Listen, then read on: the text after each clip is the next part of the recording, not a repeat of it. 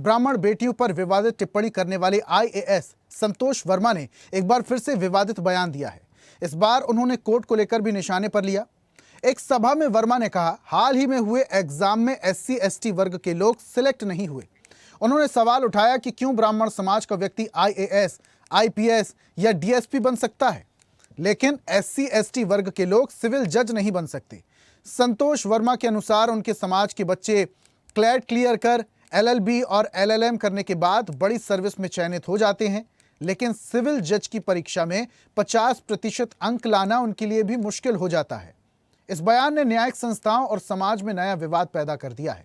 वर्मा के इस बयान का समर्थन अजाक्स भी कर रहा है। अजाक्स का कहना है कि वर्मा जो कह रहे हैं, अजाक्स उसकी शिकायत पहले ही कोर्ट रजिस्ट्रार से कर चुका है।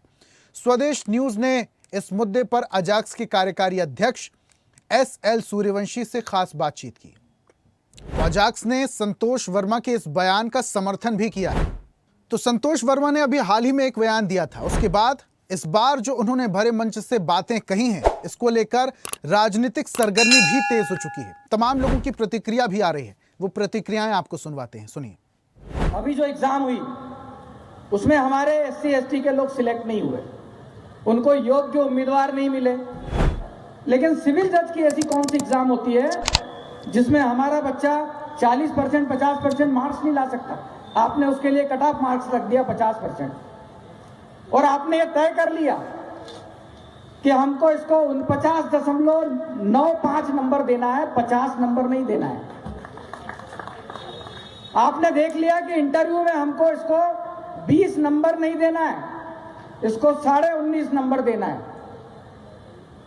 तो भाई कौन सिविल जज बना देगा हमारे बच्चों को? ये कौन सा आरक्षण है? ये कौन सा नियम है? और ये कौन कर रहा है? ये हमारा हाई कोर्ट कर रहा है, जिससे हम न्याय की उम्मीद करते हैं, जिससे हम बाबा साहब के संविधान के हिसाब से चलने की गारंटी मानते हैं, जिसको ये वहीं से हो रहा है।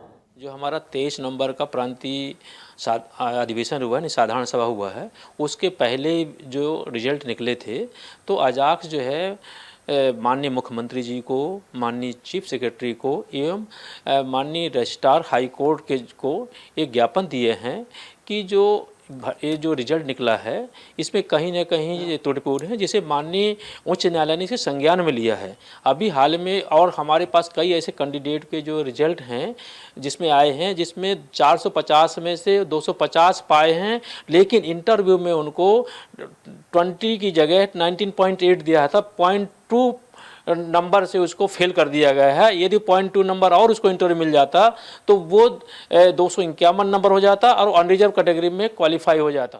और इस पर ज्यादा जानकारी के साथ हमारे सहयोगी अनिरुद्ध जी जुड़ चुके हैं, सीधा उनका रुख करेंगे, उनसे बात करेंगे। अनिरुद्ध जी, संतोष वर्मा इससे पहले भी अपने बयानों को लेकर सुर्खियों में थे, इस बार जो उन्होंने बातें कही हैं उसको लेकर भी वो काफी ज्यादा सुर्खियों में है, लेकिन उनकी इस बात का अजाक्स समर्थन कर रहा है।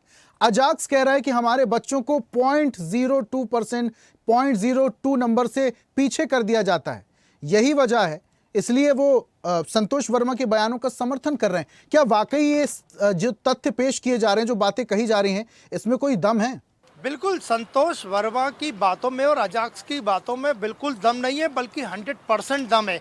अभी हमने कुछ ही देर पहले अजाक्स के जो कार्यकारी अध्यक्ष हैं, मध्य प्रदेश अनुसूचित जाति जनजाति अधिकारी कर्मचारी संगठन अजाक्स के जो कार्यकारी अध्यक्ष हैं एसएल सूर्यवंशी, उनसे चर्चा की और उन्होंने पॉइंट टू पॉइंट पूरी बात की है स्वदेश न्यूज़ के साथ।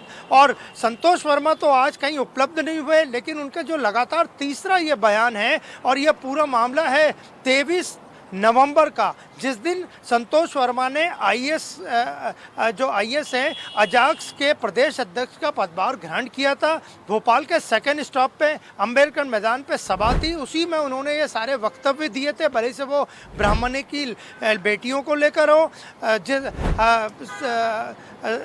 भीम आर्मी के चीफ चंद्रशेखर आज़ाद के बयान को दोहराने को लेकर हो, या फिर हाल ही में जो उन्होंने सिविल जज की एग्जाम को लेकर कोर्ट पे भी सवाल खड़े किए, ये उसी वक्त के पूरे बयान है। और पूरी रिकॉर्डिंग की बात करें तो 27 मिनट का ये पूरा भाषण था, जिसके 3 ही टुकड़े अभी बाहर आए। और अजाक्स के कार्यकारी अध्यक्ष एसएल सूर्यवंशी का साफ कहना था कि संतोष वर्मा ने जो बोला है वो गलत नहीं है, हम उनके साथ हैं, और जो उन्होंने बोला है उसको लेकर वो कोर्ट के रजिस्ट्रार को अब इन बयानों ज्ञापन दे से चुके हैं। राजनीतिक इसके साथ ही सरगर्मी तेज सरकार को होती भी है नहीं, ज्ञापन या दे- कितनी तेज होगी ये देखेंगे। अनिरुद्ध जी, बहुत शुक्रिया तमाम जानकारी हम तक साझा करने के लिए। और ऐसी ही ताजा खबरों के लिए लाइक, फॉलो और यूट्यूब पर सब्सक्राइब कर बेल आइकन जरूर दबाइए। और हर अपडेट के लिए विजिट कीजिए स्वदेशलाइव.com।